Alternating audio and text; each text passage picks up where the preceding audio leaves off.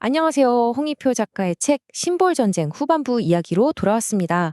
지난번엔 상징이 어떻게 갈등의 불씨가 되는지 봤다면 이번엔 그 반대예요. 갈등의 상징이 어떻게 평화의 도구로 변모할 수 있는지 그 정말 놀라운 과정을 한번 파헤쳐 보겠습니다. 아니, 도시계획이 어떻게 무기가 될 수 있을까요? 그리고 꽃 한 송이가 어떻게 사람과 사람 사이를 잇는 다리가 될 수 있을까요? 좀처럼 상상이 안 가시죠? 이게 바로 오늘 우리가 파헤쳐 볼 이야기의 핵심입니다.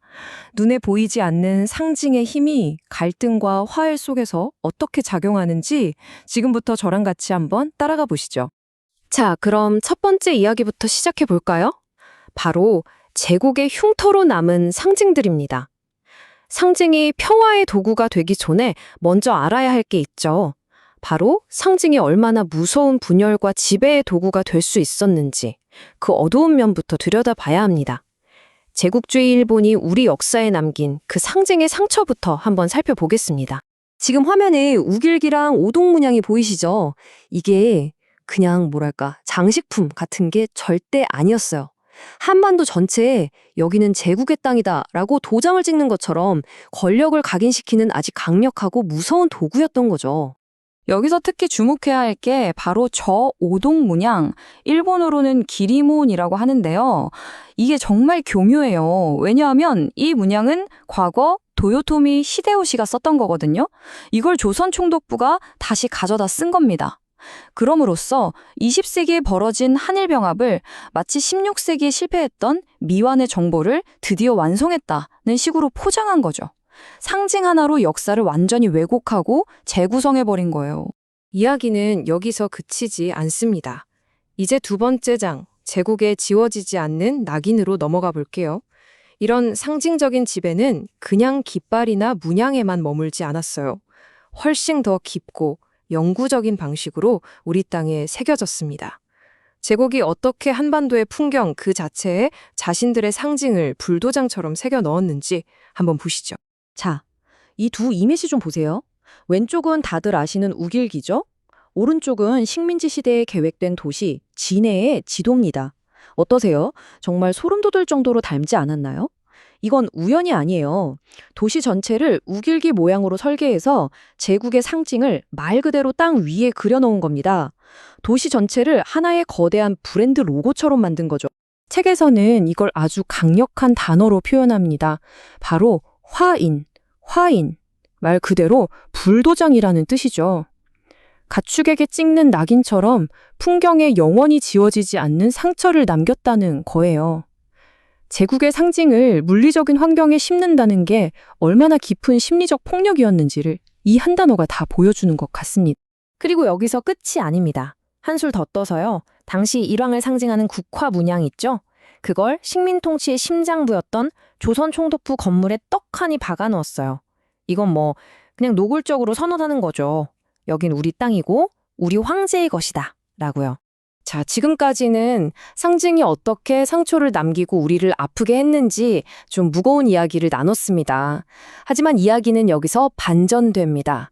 세 번째 장, 공유된 기억의 꽃에서는요, 바로 그 상처 위에서 희망이 어떻게 피어나는지를 보여드릴 겁니다. 한국의 국화, 무궁화가 어떻게 모두를 놀라게 하는 변신을 이뤄냈는지 그 기적 같은 이야기를 따라가 보겠습니다. 무궁화는요, 정말 여러 얼굴을 가진 꽃입니다. 우리에겐 당연히 민족의 정체성이자 저항의 상징이었죠. 그런데 놀랍게도 이 꽃이 국경을 넘어가요. 일본에서는 우키시마 마루호 사건처럼 비극적으로 희생된 한국인들을 추모하는 상징이 되기도 하고요. 또 일부 일본 시민단체에게는 과거사에 대한 참회의 상징이 되기도 합니다. 심지어 벚꽃, 동백꽃과 함께 심기면서 화해의 상징으로까지 거듭나요. 정말 놀라운 여정이죠? 그러니까 핵심은 바로 이겁니다. 한 나라의 자존심과도 같았던 상징이 다른 나라로 건너가서 과거의 잘못을 인정하고 함께 미래로 나아가자는 약속의 증표가 된 거예요. 꽃 한 송이가 고통스러운 역사를 넘어서 평화를 향한 마음을 연결하는 다리가 된 거죠. 이게 바로 우리가 이야기하는 상징의 진짜 힘입니다. 좋아요. 그럼 이제 가장 중요한 질문이 남았죠. 이런 갈등의 상징들을 그냥 덮어둘 게 아니라 어떻게 하면 이해와 화해의 상징으로 바꿀 수 있을까요? 네 번째 장에서는 이 책이 제시하는 구체적인 해법, 바로 심볼 평화라는 개념을 살펴보겠습니다. 이건 그냥 가만히 있는다고 되는 게 아니라 전쟁의 무기를 평화의 도구로 바꾸려는 아주 의식적이고 적극적인 노력이라고 할 수 있습니다. 자, 그럼 심볼 평화가 되게 뭘까요? 이건 상처를 준 상징, 아픈 기억이 담긴 상징을 그냥 없애거나 외면하자는 게 절대 아닙니다. 오히려 정반대예요.